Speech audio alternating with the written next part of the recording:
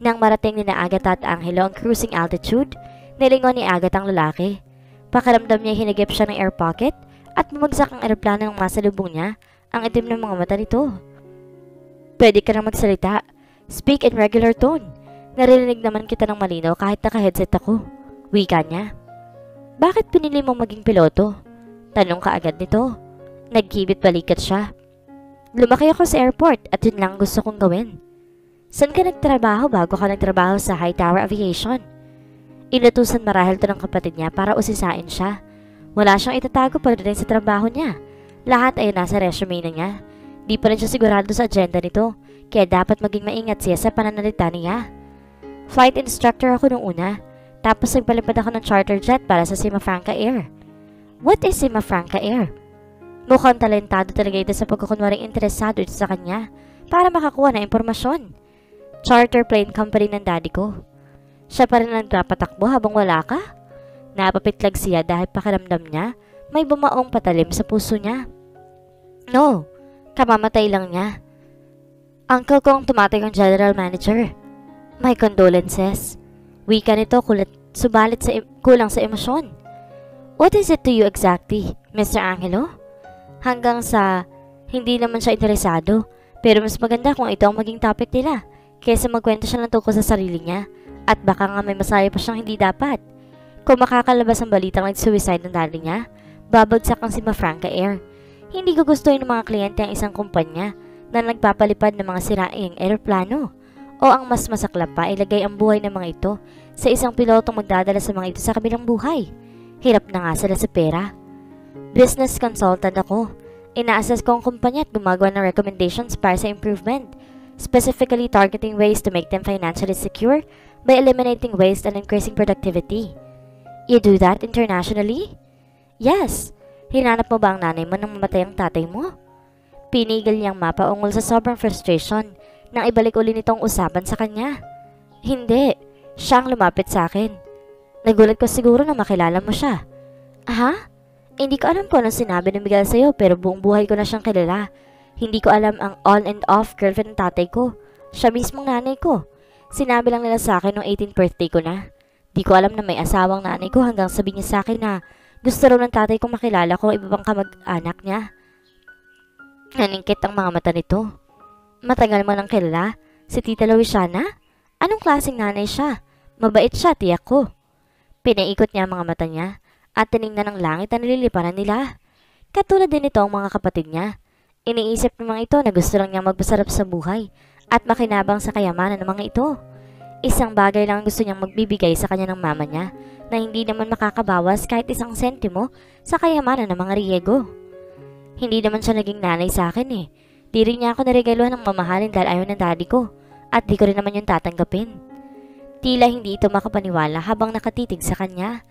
Malamang hinuhusga na siya nito at iniisip na masama siyang tao. Tiyak na kung ano nung kasinungalingan na sinabi rito ng kapatid niya. Hindi siya tatratuhin na parang basura ng mga empleyado ng Hamsi kung hindi dahil sa kagagawa nito. Gusto ng mama mo na magtrabaho ka sa Hightower Aviation? Pansamantala lang to. Alam ni mama na babalik din ako sa Simafranca Air at pagkatapos ng ilang buwan. Bakit ilang buwan? Bakit ba masyado kang matanong? Naku-curious lang ako. Maraming taong hindi basta-basta pakakawalan ng pagkakataong ma-associate sa mayayamang tulad ng mga Riego. Hindi ako katulad ng ibang tao at hindi ako isang Riego. Kung magtatrabaho tayo dapat isaksak mo yun sa kokote mo. At kung inuutusan ka ni Miguel para usisain ako, sabihin mo sa kanya na kailangan siya mismong lumapit sa akin at magtanong. Wala siyang planong aminin ang buong katotohanan kung bakit nasa Maynila siya. Wala nang pakialam ang ibang tao roon. At di siya papayag na may masabing kahit ano si Angelo na maaaring magamit ni Miguel laban sa kanya. Kung mangyayari yun, mawawasak ang Simafranca Air at wala na siyang uuwian. Ipinakita ni Angelo sa security guard ang ID badge na bigay sa kanya ng Hightower Aviation. Have a good trip, sir, sabi nito. Tumango siya bilang pasasalamat at lumabas ang terminal patungo sa jet. Tama si Miguel. Malaking convenience na may bibigay sa kanya kung naka-chartered flight siya. Nakakatipid siya ng oras. He liked the efficiency. Pagod siya subalit nasiyahan sa preliminary information na nakuha niya sa project niya sa Bangkok para i-assess. Mas maaga siya ng isang oras. Nang iwan niya si Agatha 7 oras na nakakaraan, mukhang di naman ito inaalala kung mas stranded man ito na walang gagawin sa buong araw. Mukhang excited pa nga itong i-dispatch siya agad. Bago yun sa kanya. Kapag may oras siya sa mga babae, nag-e-enjoy ang mga ito sa company niya. Subalit hindi si Agatha.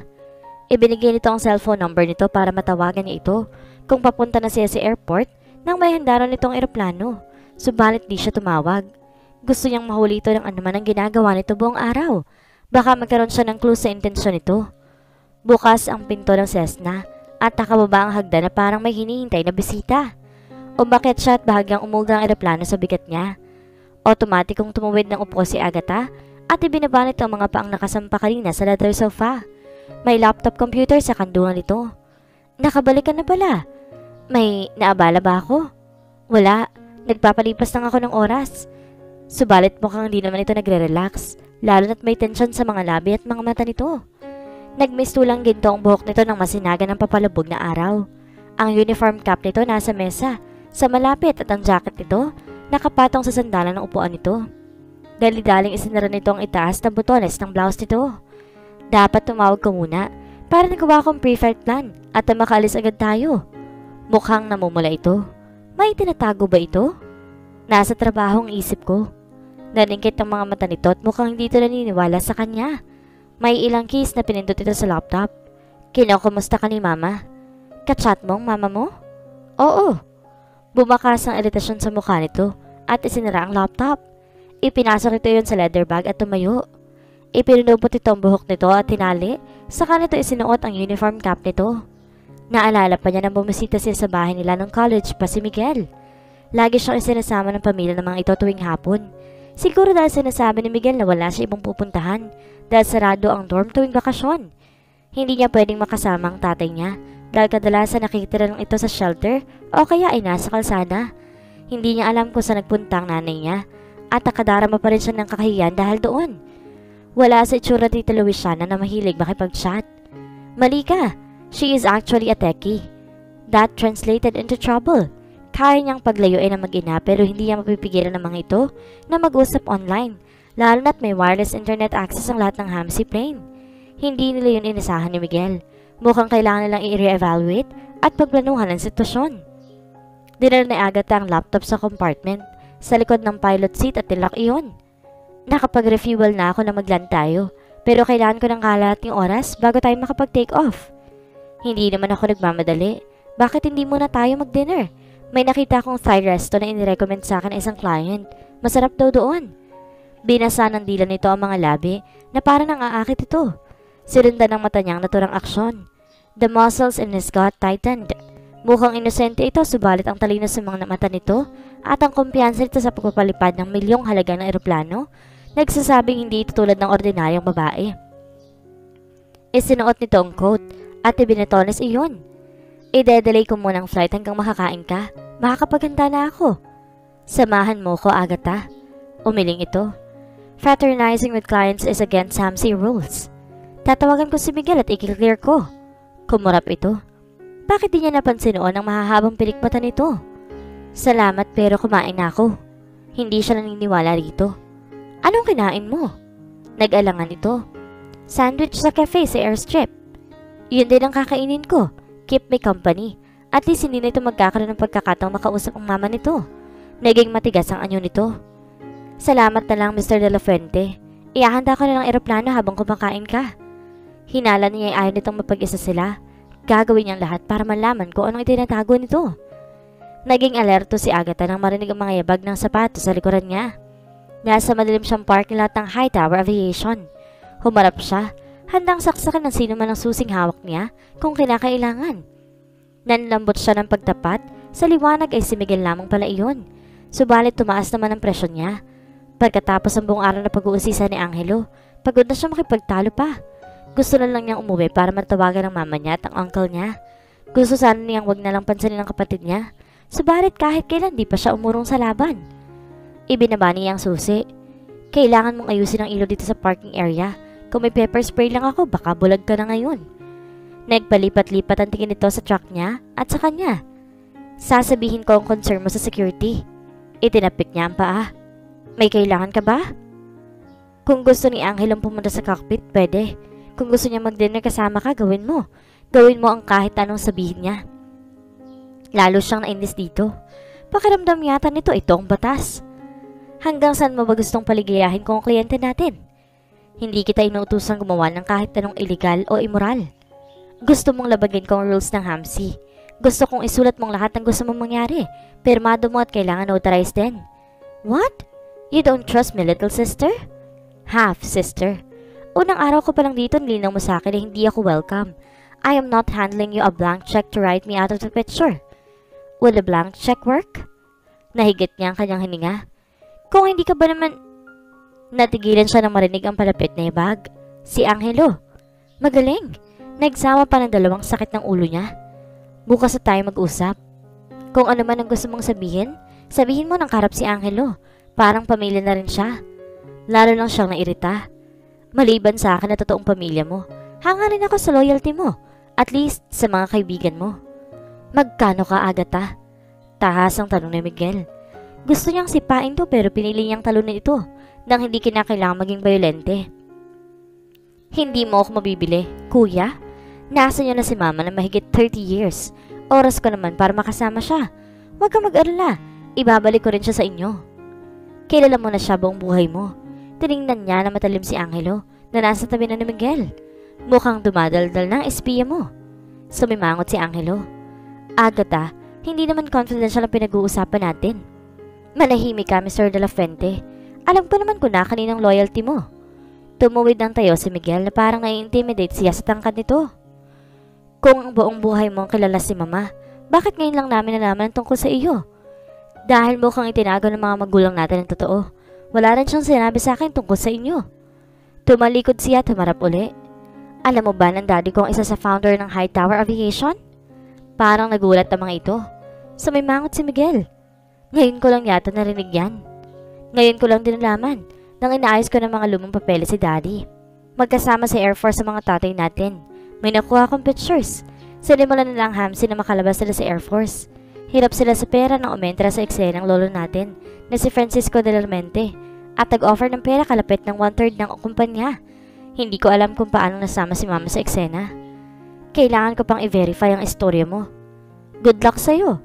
Hindi nagsasalita si mama pero bakit? Bakit tinago ng daddy niya ang sikretong iyon? Huwag kang mag-alala. Hindi ako magdedemand ng parte sa kumpanya. Ibinenta ni daddy ang stocks niya kay mama sa magandang presyo nang ipinagbubuntis ako. Ginamit niyang pera yun para simulan ng si Franca Air kasamang Uncle Dan ko na dati-rati nagtatrabaho rito. Napuno ng paghihinala ang mga mata ni Miguel. Uncle mo? Ano ba? Relax ka lang. Hindi mo siya kamag-anak. Wala ka lang kamag-anak na basta lang susulpot at maghahanap ng trabaho. Namulsa si Angelo. Iinam kami ni Miguel. Gusto mong sumama sa amin para maikwento mo sa amin ang history ng Hamsi? Natilihan si Miguel na nagulat sa imbitasyon ni Angelo. Mukhang magtatag team ang mga ito para mapaalis siya sa trabaho.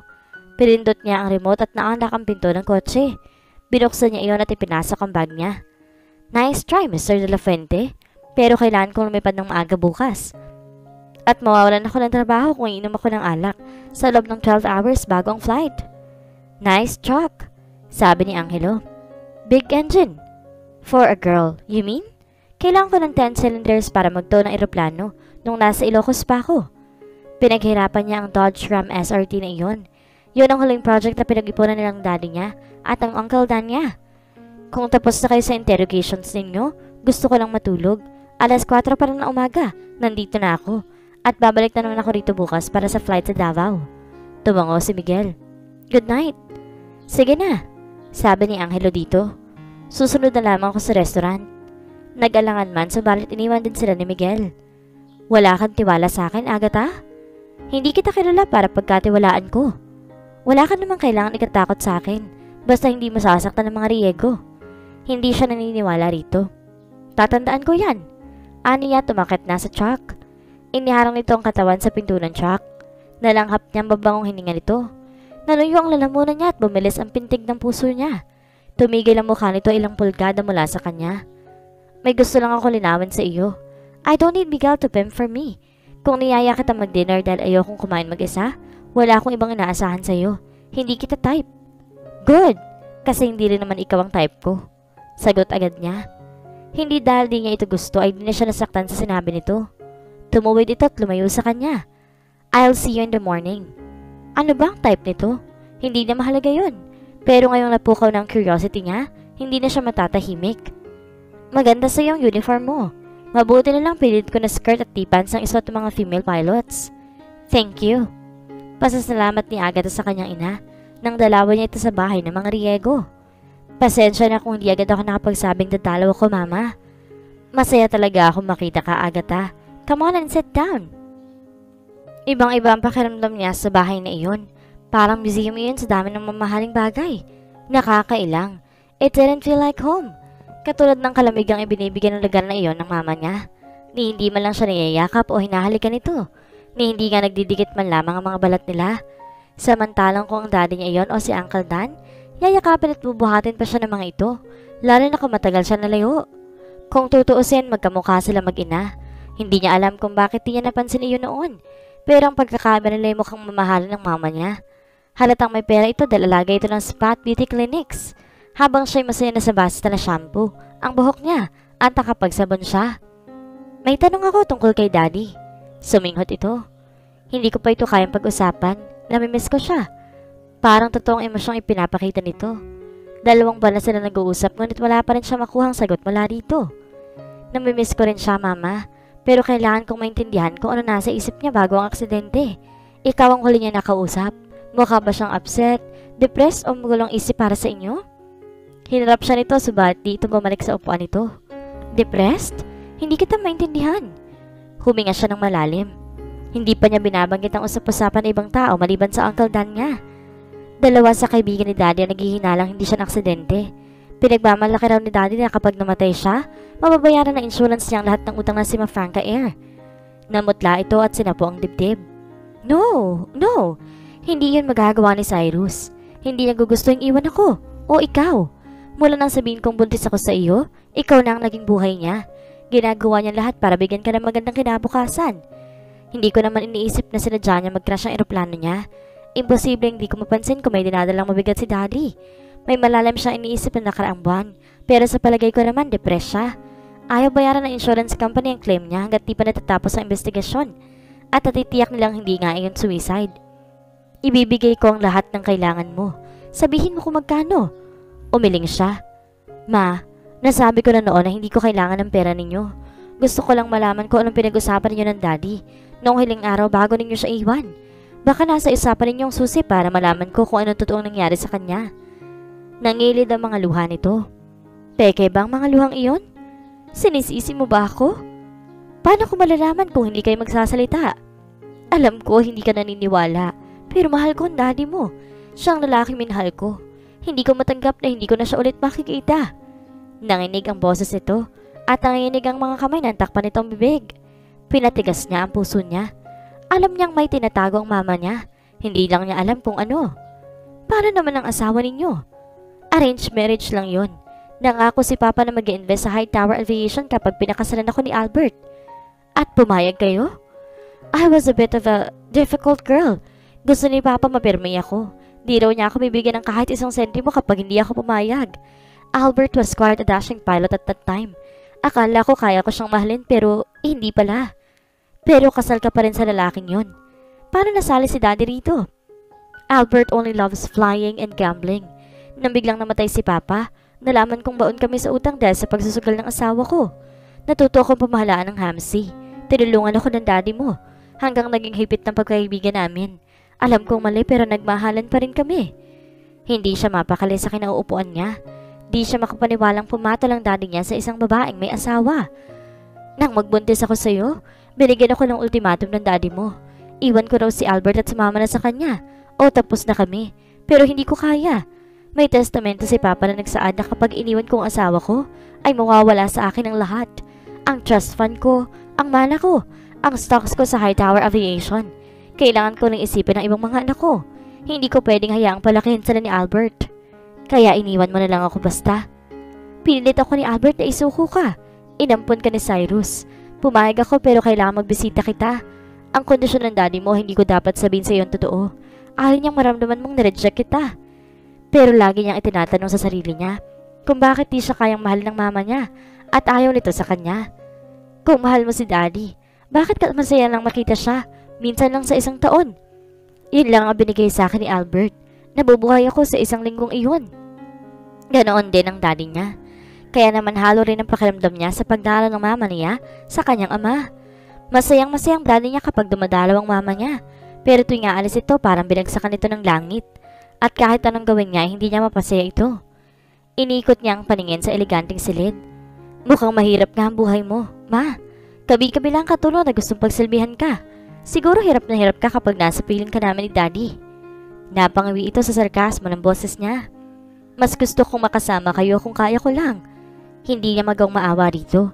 Mas pinili nito ang pera kaysa sa lalaking gagawin ng lahat para dito. Sa palagay ninyo, hindi nag-suicide si Daddy? Napapitlag ito.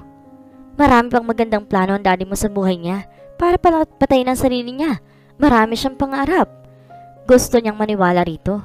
Subalit nagsususpecha siya dahil hindi nito magawang salubungin ang mga mata niya habang nagsasalita. Bumukas ang pinto at narinig ang boses ng mga lalaki. Sina Angelo at Miguel. Ano na nangyari sa dinner plans namang ito? Nang makita siya ni Miguel ay sumimangot agad to. Ma, hindi ko alam na may bisita kayo. Ano ito sa malamig na boses. Alam mong laging welcome si Agatha rito. Walang sinabi si Angelo subalit nakatutok sa kanya ang mga mata nito.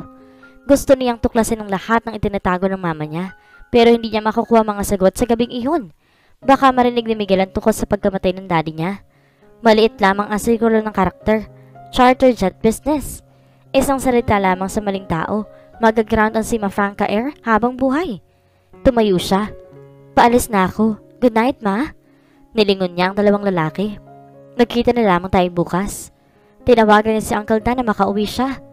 May balita na po ba? Wala pa rin. Lalo siyang na-frustrate sa kawalan ng development sa mama niya. Kailangan niyang may makausap na isang taong nakakaintindi sa kanya. Bakit sobrang tagal, Uncle? 2 buwan lang patay si Daddy. Agatha, hindi itong priority case sa ibang tao. Para sa kanila, isa lang piloto na experimental aircraft ang daddy mo.